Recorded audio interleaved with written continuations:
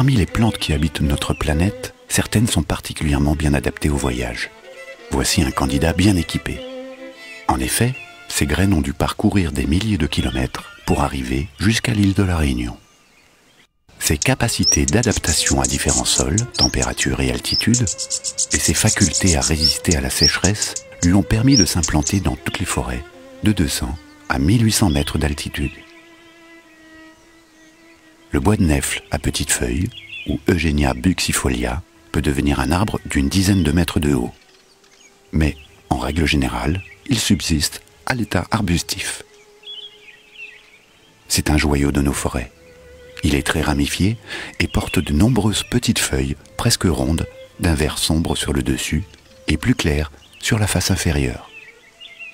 La protection brillante qui couvre la surface des feuilles, leur caractère coriace et révoluté, ainsi que les petits poils qui couvrent la face inférieure des feuilles, sont autant d'indices qui montrent les stratégies mises en place par la plante pour lutter contre la sécheresse. Entre le mois de décembre et le mois d'avril, selon les stations, les fleurs apparaissent à l'extrémité des ramilles, bien en vue des pollinisateurs éventuels. Elles sont de couleur blanche ou rose et sont garnies de nombreuses étamines.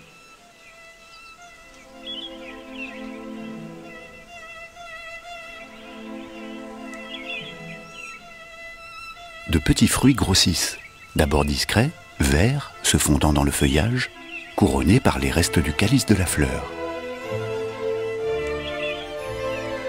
Ils atteignent la taille d'une olive ou d'un petit goyavier.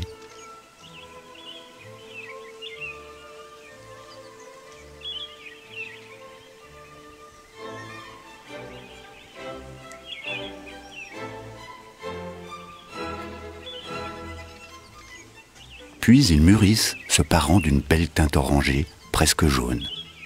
C'est le signal donné aux oiseaux. Les merles ratissent le sommet des arbres à l'assaut de la pulpe appétissante qui entoure les graines.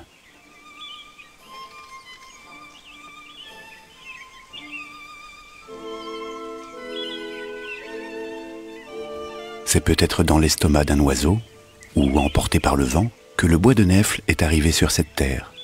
Mais plus sûrement sur un radeau végétal qui a traversé la mer, transporté par les courants, et qui est venu s'échouer ici, libérant des graines, des petits animaux, des insectes ou leurs œufs, mais dans tous les cas, en suffisamment grand nombre pour créer de nouvelles populations.